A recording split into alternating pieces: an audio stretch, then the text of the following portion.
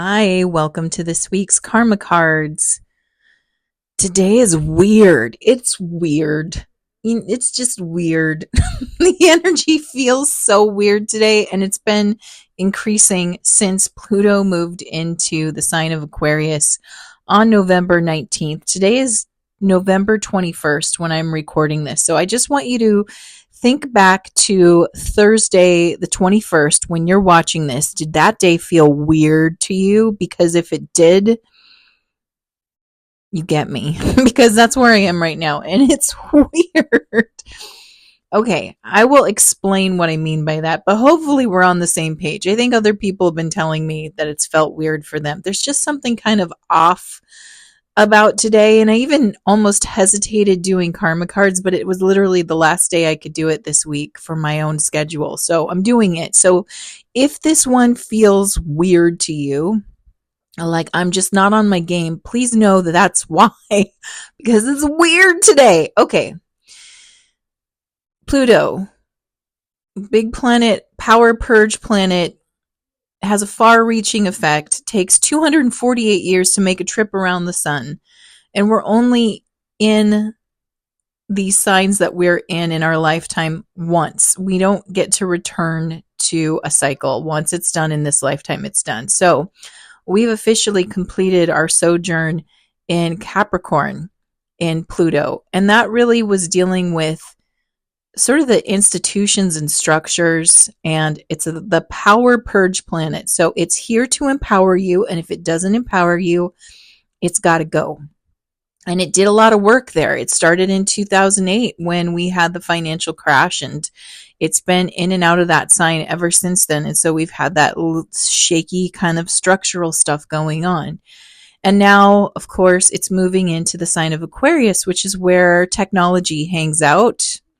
So I think we're going to see some changes, and for the better, in our technology sector, but also around humanity, organizations, groups, how we work together. All of these things are going to start coming to the forefront and being cleaned up with Pluto's help, so that they are empowering and moving us in the right direction and not down some funky road. So it's good what it does, but it does it in a hard way. It's kind of the hard lessons planet. And it's not like we get to avoid this, by the way. I mean, obviously, Pluto is in everybody's chart, and it is a planet that affects us on the collective level. So we're all going to feel it. So it's not like we get to opt out of Pluto's lessons.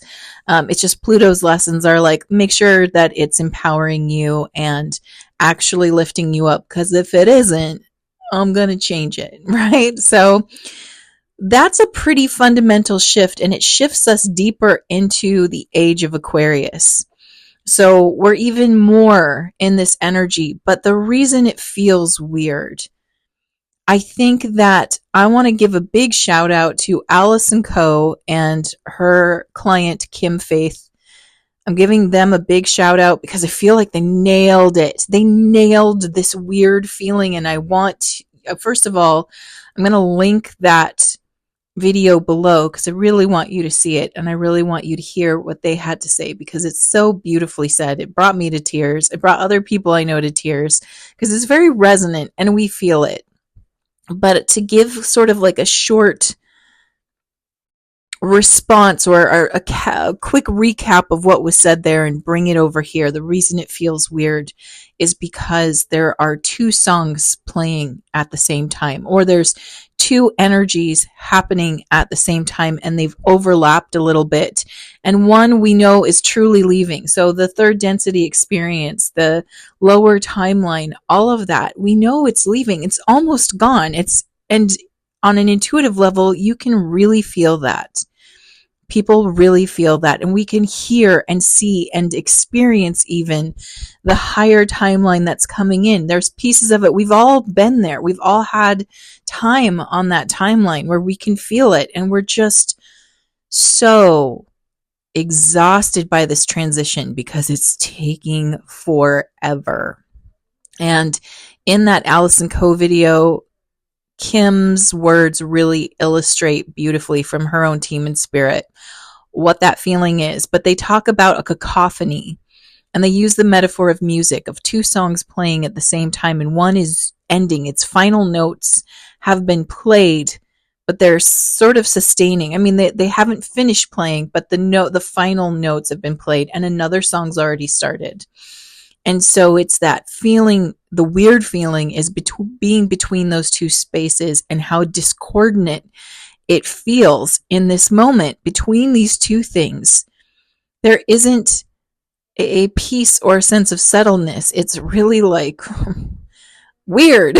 It's like, okay, here's some examples of today. Like, what was weird?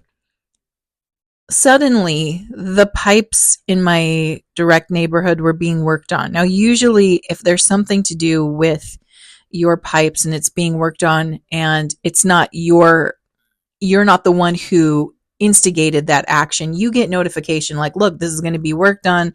It's going to be between this and this time, so you can prepare yourself. Well, that wasn't given to us today. It was like, all of a sudden, by the way, we're shutting off the water, and we don't know how long it's going to be off till it's on. And it was one of those things where, because I wasn't prepared, I didn't do all the stuff I needed to do to make sure I'd be ready for the day. And it was sort of a big day for me because I had a live workshop I was doing, and I wanted to be ready. And so there was this feeling of like stress and frustration, and like, oh my God, you just put a burden on me, and now I don't have water, and now all the things I need to do with water is like really important. And I remember earlier today, I was stressing out about it. I'm like, oh my God, if they don't fix this in time, it could ruin my plans and how I'm going to deal with the rest of the day and put me in a mood. So I'm like, I've got to figure this out. So I was like, what can I do to make sure I can get ready in time? And I realized I love going to the float place. And at the float place, they have a shower, which means I could, get water and use a shower, and I get a float session on top of it. So I'm like, that's how I'll fix it. I will book in a float session, and then I will be able to get my shower, and I get to relax and decompress. And so I do that action, right? I book the session, and they were able to fit me in at the perfect time so that I could do it in time and not miss my session. And I'm like, okay, I can finally relax. And as soon as that's done, the guys come back and they're like, okay, we fixed it. Your water's back on. And I'm like, why didn't you just tell me, team, that you wanted me to take a break and relax and decompress? And they were like, it's one of those situations where you think the worst is going to happen, and then it doesn't. Here's another small, it's a little one, but it's a similar situation. My husband had just bought a new thing of dishwasher detergent, a little, they come in a little bottle, and he was undoing the cap to take off the seal on the inside, and he pulls off the seal, and the bottle is open now and starts wavering on the edge of the counter and looks like it's going to topple over and just everything spill out everywhere and make a huge mess. And at the last minute, it rights itself. And he was like, that was weird, and told me all about it. So it's like these weird things where it's like, uh-oh, this is really bad. No, actually, it's fine. And it's absolutely fine, and you're okay. And look, you get a free float session, not a free one, but you know what I mean? You get to do something nice and even wonderful and relaxing with that you weren't planning for. And it's unsettling because you're in between the space of going, this is really uncomfortable and bad and frustrating and could be awful, and then it rights itself all by itself. And you're left going, what just happened? What just happened? And so I mean, it was bad because when they turned the water off, then when they turned the water on, I was like, oh, good, I can take a quick shower. And then I turn the water on because it's been raining and muddy outside. You turn the pipes on, and it's like brown that comes out of the pipes, and you're like, no. And then it clears up. It's little things like that where you just don't know, like, can I relax or do I need to be prepared for something? And I just feel like that's the general feeling going on. Can I relax or do I need to be prepared for something? And I've had that feeling for a while. So it's not new, but it keeps intensifying. And I don't know whether to laugh or cry about it because it's kind of stressful. So I just want to put that out there for you. If you're feeling that today, you are definitely not alone. If things are kind of in between chaos and calm and you don't know if you can relax because you don't know what's coming next, you're in good hands. The universe has got your back, but you're also in good company because some of us are right there with you. So now I just want to go to the message from the team, because my message is, what the heck, guys? Like, what are we supposed to do with this? And it's like, it's just the little cleanup cacophony in between the old that's falling away and the new that's coming in. And it's like, why don't you just laugh? Like, just laugh at it. Just like try to find peace. And what I'm finding is that it's got me a little on edge, if I'm being honest. Like, I just am like, showing me how much anxiety I tend to hold, which, something I continue to work on. But it's hard to relax when there's just so much unexpected weirdness. Again, like, not the end of the world problems. And I remember I was saying to my husband this week, I'm like, I don't know what it is, but we keep getting all these like weird little mishaps. Like, you guys remember me telling you about him breaking his pinky toe.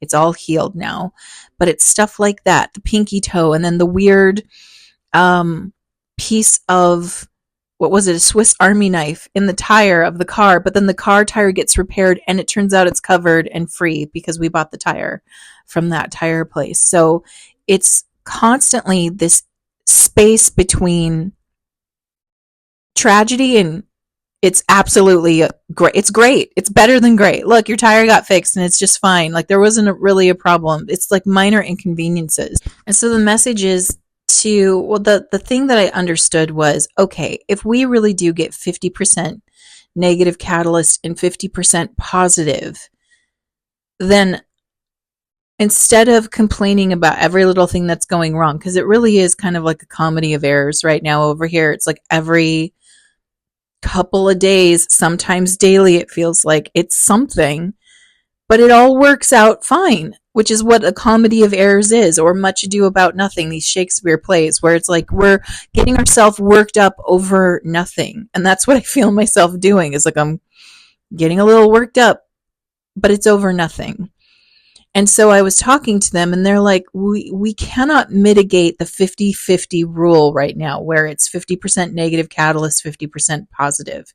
But what we can do is, as you guys keep choosing the higher timeline, you guys meaning us human beings, as we keep choosing the higher timeline, what happens is that catalyst gets shifted a little bit, and it's the less intense version of negative, and it gets to be an increasingly more positive version, because as we ascend, if we're choosing the higher timeline, we're going to the positive timelines, where we don't have to learn lessons through 50-50 anymore. We can learn them through the positive aspects and adjust there, because the lessons can be more subtle the higher our consciousness vibrates. So we don't need these big, like, heavy lessons anymore. They can be more subtle, and we can identify the issue faster, allowing us to resolve things quicker, which allows it to feel more positive. Doesn't mean we won't have issues or things to work through or things that challenge us.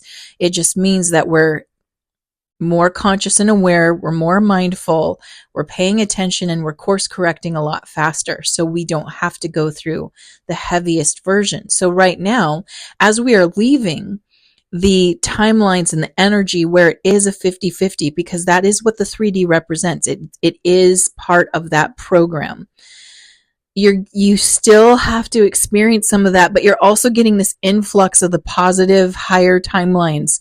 And so it's like they work themselves out a lot faster. Like, and it's almost like I don't know what to do with it. And I guess it's a good problem to have, but it's also one of those things where it's like, I don't know where to put my mind sometimes. Like, you still need to problem solve, and you still need to act as if, okay, this is the issue and I have to face it. But it's also sort of weirdly working itself out in a way that I'm just not used to. And maybe that's happening for you as well. But if you find that you're having like a string of like unfortunate, or it feels like a string of bad luck in a way, it's not the worst experience, but it's also not great.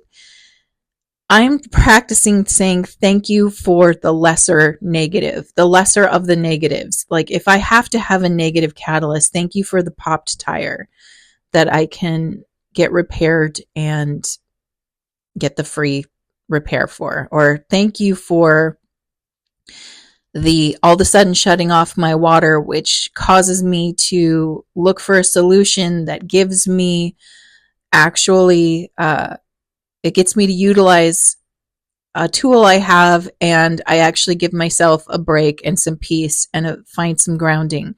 Thank you for that unexpected route change. Even though these are not things that I would call in intentionally, I keep reminding myself if I have to experience negative because on the plane we're leaving, we do, then thank you for these inconveniences, because I'd rather have an inconvenience than a trauma.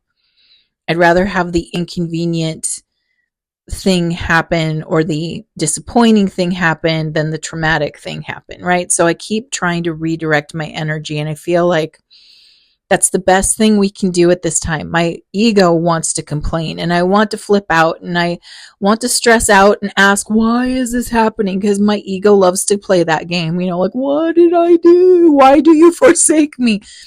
None of that's happening. In fact, my team goes, you're looking at this wrong. It's the best we could do, to mitigate the rules of that realm, which is the 50-50 experience. So if you have to experience 50% negative, and we can't change that, but we can reduce the amount of the negativity, why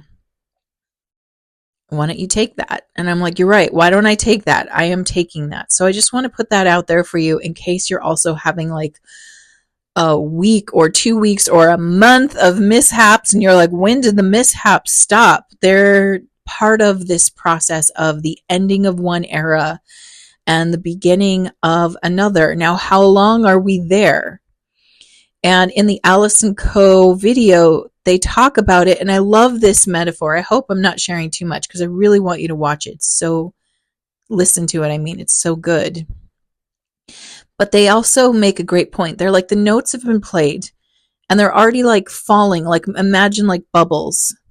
And the notes are bubbles of, like soap bubbles falling from the sky. And these are the last notes being played. And there's like, how long does it take them to fall? How long does it take before they land on the grass? How long does that bubble stay on that blade of grass before it pops? It's like, we can't tell you exactly when, but we can assure you those were the last notes of the last song. Those are it. Once these come down, once they pop, that's done. And the new song is already playing behind it. You can hear it, you can experience it, you can feel it, you can go there, you can dance to it. It's happening. But there is cacophony in between. And so what I keep getting from my team, and I try not to be predictive, but this is just the strong feeling I get. And March of 2025, it will be a new year. Like you will feel the new year energy in a very strong way. So between now and March of 2025, I feel like there's stuff. I feel like the notes are still playing a little bit. That's just my take. I'd like to be wrong. I'd like it to be over faster. But I get the feeling like the last notes are still playing out. We're still feeling it. It gets better. There's moments where like, whoa, this feels a lot better. But there's also still some stuff to wrap up over here. Stuff still wrapping up over here. And we just have to have patience and go, right, it's wrapping up. I believe that. I can feel it in my soul. Because everybody feels a little fatigued having to wait. And it's like, once it goes, once that song is done, it is so fast how this new energy just infiltrates everything. It's everywhere. It's a new world so quickly. And so it'll be like everything we've been through that's been so chaotic and so dissonant and discordant will feel like a dream. It's like, God, did that actually happen? Did we actually struggle that hard? It'll be like having a stress dream and you waking up and being like, wow, that was really stressful, that dream. And as the day goes on, it's harder and harder to relate to it because it's just a dream that is ending. And that's really the energy that I feel. So again, the link to Allison's video is below. I would love to chat with Allison. I hope she sees this, or I hope she knows I'm shouting her out. And I would love to have her on my podcast. I'm going to reach out to her because it was such an amazing episode. I'm not sure if she does these as a podcast or they're just her YouTube channel. Allison Coe is a quantum healing hypnosis practitioner like me, but she's more advanced. She's been doing this longer, and she's really good at it. And her work is incredible. So listen to her channel. I'm giving it a big shout out. And Kim, who was the client in that session. So Allison's reading you the entire transcript. So you're not hearing Kim's voice, but you're hearing what Kim said. But Kim, awesome work. And I feel very resonant about a lot of the things you said. So I give her a big shout out too, because her messages that she was getting were very touching and deeply understood. So I just want to share that. And now I want to go into this week's karma cards. All right. If you're new to karma cards, let me quickly show you how these work. I have 3 decks here: planets, signs of the zodiac, and the houses of astrology. And I've already asked my team, what is the message you have for this week? And I've got 2 sets of answers, one in red, which is action related, and another in blue, which is outcome related. And the way that you play is you tune in with that beautiful intuition of yours and feel, are you looking for guidance on what actions to take or want to know how things resolve? And of course, you can always choose both. And while you're choosing, here's the timing for this reading. This reading is for November 21st through November 28th. And the flavor of this reading, we've got the South Node, which is all about what we got to let go. The South Node right now is currently in Libra, and it's about letting go of overdependence or codependency. In the sign of Pisces, this is interesting because this is about letting go. This is about the final sign in the zodiac before the whole thing starts over again. So if we're looking at that astrology wheel, Pisces is the last sign. So this is about sort of the bigger spiritual messages and what connects us, and that the biggest picture of all, which is what source sees. That's kind of what this covers here. And then the 4th house of the past. So you can hear like, let go, see the bigger picture, let go of this past, right? So let go of this old timeline is kind of how I hear it just from looking at the flavor of these cards. But we're going to go deeper and see what the message has to say. Okay, spiritual action at this time. Remember your dreams as you did in the past. It's interesting, when I ask them to explain this to me, they take me all the way back to early childhood and just sort of my idea of the world that we live in, or what I believed about it. And what I believed about it matches more of where we're going than what we had, right? So it's sort of like asking us to go back to that pure vision. Remember, when the younger we are, the closer to source we are, because we just came from the spirit side. And when we only have a few years under our belt, we're still really close to that understanding and that memory. And it's asking you to like sort of plug back into that, because that is closer to what is coming than what has passed. You know what I mean? What you've experienced as you've grown up during this time period. And we are part of a unique group of people. Every group that comes to Earth, every school group, if you will, and a school group contains a couple of generations, but every school group has a unique experience here. Ours is the group that's here for this big transition. So we all kind of have come in with this sense of it, and we've had plenty of stories about it, whether it's through religious text or through our media, our, how we entertain ourselves. There's so much programmed in, and I don't mean that programming necessarily in a negative way, although there's some of that, but more of like the spiritual program running about, like you're here for this change, a dynamic change. And go back to when you were younger. Remember what you thought this was, what the world was, what it was full of, because that's so true. That's the music that we're hearing that's coming to be the main orchestra now. Mental action at this time: reconsider your idealization of home base or family. Again, I'm getting go back to what you thought it was before anything got distorted, before the heaviness of the world really kicked in for you. There was a pure point at which you looked at things. And again, children are full of idealism. We do tend to see the best, only the best in people, and we don't recognize our situations until much later. And we tend to get the details, or the pain is understood later.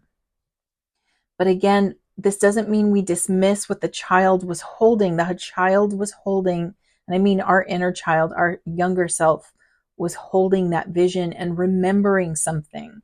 It's so interesting because when we discover the pain and the trauma and how things worked and what needs did or didn't get met, it's like we kind of whitewash out all of the pure energy we were holding before. It's like we dismiss it and we tell ourselves we were deluded. And that's not true. Yes, we didn't see the whole picture and we didn't have the cognitive awareness of the layers of things that were going on, but it doesn't mean what you could see was false or not true. And so there's this sort of like, you got to try to remember it, try to hold it, because that's what you came here with. You came here with the codes of that. And that's actually what we're bringing in, right? We're actually not here to sort of roll around in the trauma. We're going to work through that. We're going to heal that. And we're moving into something much purer, energetically speaking, which is why we don't have to experience the heaviness as we move up in consciousness. Again, not to say we aren't challenged or that we don't have lessons to learn or things to understand, but we don't have to do it at this heavy, painful, or traumatic level. It will be much different. And you had a piece of it. You needed that piece to come in here with. Because without that piece, why would you do this, right? Why would we come and experience this if there wasn't this seed of light we were carrying around with us? It's time to remember what you knew at a younger age and what you believed the world was or who people were. That's going to get you closer in touch with your soul understanding and soul essence. Physical action at this time: now is not the time to be part of something overwhelming and do what makes you feel secure. The revolution is happening on the inside, not the outside. So there is this desire for revolution in the world, and for all sorts of reasons. Not everyone wants to have a revolution in the same way or for the same reasons. And so this isn't about some external shift. It's an internal shift that we're being asked to understand. And there is this moment where before it was like, find your security within. That's still true. But also now they're saying, and you're going to have to be okay with it not feeling secure, which is sort of the reference to the week or the energy I was telling you about, like where I felt like, I don't know how to respond to this. Do I brace for bad things or do I celebrate the good? And it's like, because I don't know what's coming. And they're like, you can't. Two things are happening. There's something there that's going to fall apart, and then something there that eases that breakdown. And it's happening personally. It's going to happen collectively. Something is falling apart, and it's going to feel like, oh my God, what about my security? What about my structure? And then it's like something good is going to come in, and it's going to negate that fear. But it's in the interim, you're going to be going, I don't know what to focus on. I don't know what to hold on to. Should I laugh? Should I cry? Should I be afraid? Should I be excited? I don't know.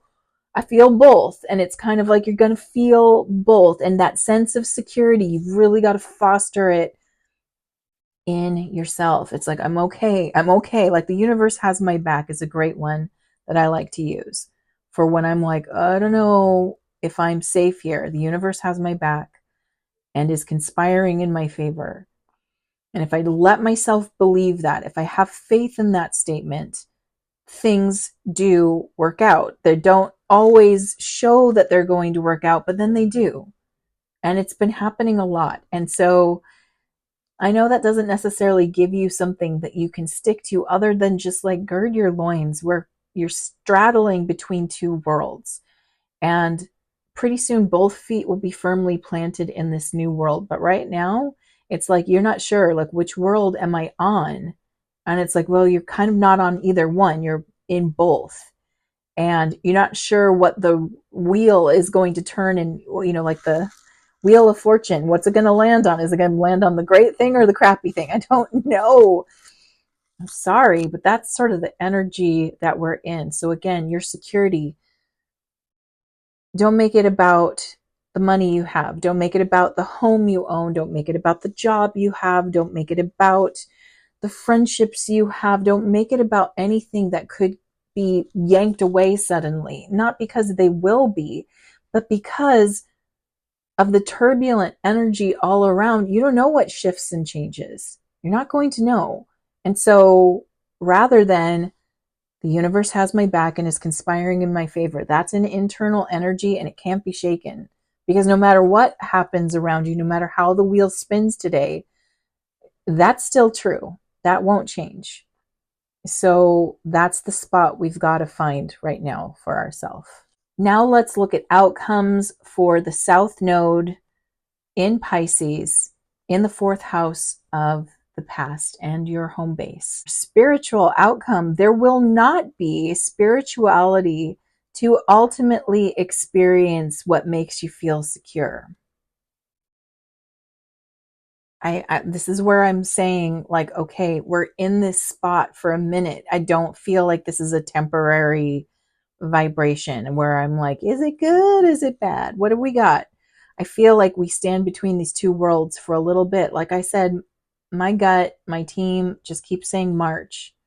I really want it to be earlier. I would like to be wrong. But you know what? If it's only till March, then it's only till March. It's not that long, right? It just, and again, it's a mixed bag. It's not super heavy, but it's also, you can feel the energy is really picking up now. It's different. This is different. This is not the old world and it's not the new world. It's the chasm between the two that we're straddling. And it's so weird. And that sense of security that you want, that I want, I can't, like I said, that only the faith is the only thing I've got right now. So I'm just hanging on to my own faith. And I'm not scared. I want to make that clear, because if it sounds scary, if you're like, oh my God, what? Please don't be scared. This is not a message of fear. This is just a message of like, there's nothing solid or tactile here. This is a transitional space. It's like having one foot in the ocean and one on the beach. Okay, where are you? Are you in the ocean? Or are you on the beach? Are you on the land? You're in both. So what do? Do you swim or you walk? Well, it depends. It depends if the tide rises and you're more in the water, or if it pulls out and you're more on the land. And it's going to shift back and forth. So you got to do both. And you're not going to know which one it is until it's happening. It's that kind of energy. So again, this isn't about good or bad or scary or anything. It's simply like, it's going to feel like, where am I right now? Because I don't know. And transitional places are hard because they're changing constantly. And I think if you think about the shoreline, the beach, that helps you, right? You can understand that it's constantly changing. The tide's constantly going in or constantly coming out, and it's never in the same space, and it's not even in the same space in one day. And you could be swimming and then walking and then swimming again, but you're okay. And you can do both. And it's kind of like when you're on the beach, if you were to live there or have to walk that line all the time, you could accept that. We're just used to being on the land all the time. And now we're at this place where it's like, well, this new world's made of water or something else. And it's not unpleasant, but it's also not consistently there yet for all of us. And so again, that's why it feels insecure, because it's like, well, do I build a boat or do I build a house? And it's like, well, you need both, right? It's boat's not really going to help you if the tide's pulled way out, and a house isn't going to help you if it's all water. So you kind of need to adapt constantly. And that's why we don't feel secure. So it's not scary. It's just you're constantly being asked to adapt. Mental outcome at this time: anxiety about trusting your psychic knowledge of support. So again, you do have support. It's in spirit. Your team in spirit's there. Have faith in that. This is what gives you security, is faith in something bigger, that it's here for you. It's got your back and it's taking care of you. For people who need something really solid to hold on to, this is going to test you. It's really going to, for those of you who have issues around faith in anything, and I don't mean religious faith, I just mean faith in yourself, faith in the unknown, faith in the invisible. If you have a struggle with faith, guess what? This is the time for your exam. It's here. We're going to test that. And even those of you who feel like you have a really strong sense of faith, we're going to feel tested, just maybe a little easier, because we just keep going, oh, right, have faith, right? Kind of keep coming back to it. So again, are you a person who believes that this energy that we call life, source, God, whatever, do you believe it's there? Number one. Number two, how much do you believe in it? Because you're about to get shown that.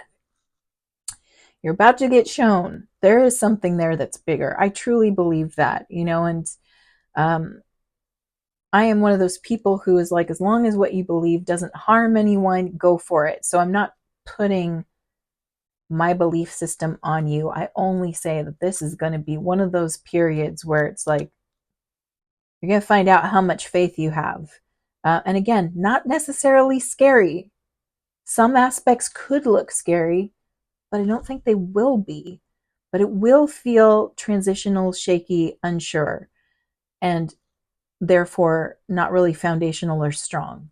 And that can feel scary sometimes. But again, I'm not getting the get scared vibe. I never have, and I'm not getting it now either.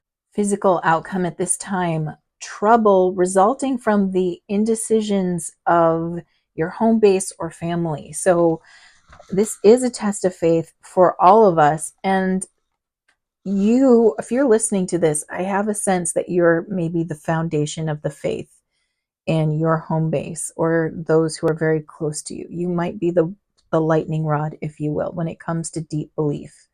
And if so, just know, if you're looking for other people to give you that sense of deep belief or strengthen your faith, you might be the one strengthening theirs, meaning you have the most in this situation. You're not necessarily going to feel like other people are buffering that in you. I'm going to buffer it in you here. Shoo, shoo, whoosh, whoosh, whoosh. Right? Here's some more. Shoo, shoo, shoo, shoo. I give you all of it. Here you go. You're going to have to seek things. You're going to have to seek messages. Listen to Allison's recording, because it'll feel really good, and it'll give you a lot to work with. You're going to need things like that. You are the cornerstone of faith right now for your little unit, whatever that looks like. It's going to be on you. So if you're looking for someone else to shore you up, look for the messages and the things that will shore you up. Listen to the people who uplift you and inspire you and reconnect you to spirit and give you a sense of inner strength, because that's what'll shore you up. But as far as other people in your immediate environment, I think you're the pillar that keeps them strong. And so please, please try to see that as a compliment to your own strength and depth of faith, and don't despair that like there isn't enough going around for everybody. You're just going to have to go tap up. It's like treat those videos or those books or those messages or lectures or whatever you're using to help you anchor to that faith, or your meditations, conversations with people who are like-minded. Use those as water that keeps you hydrated, because you're going to have to take that back to your own home base and water everybody else, right? This is one of those moments where you're like, whoo, can I do this? And absolutely, absolutely. If you've come across this interesting video, this weird video this week, and it's resonating for you, you absolutely can do this. If this is in your path and bringing itself to your consciousness, please walk away with, you absolutely got this. You have it. You have it. You have enough to share. And the position that you find yourself in, where you're sort of the pillar or the lightning rod or the one that grounds everyone, that isn't by happenstance, it's by design.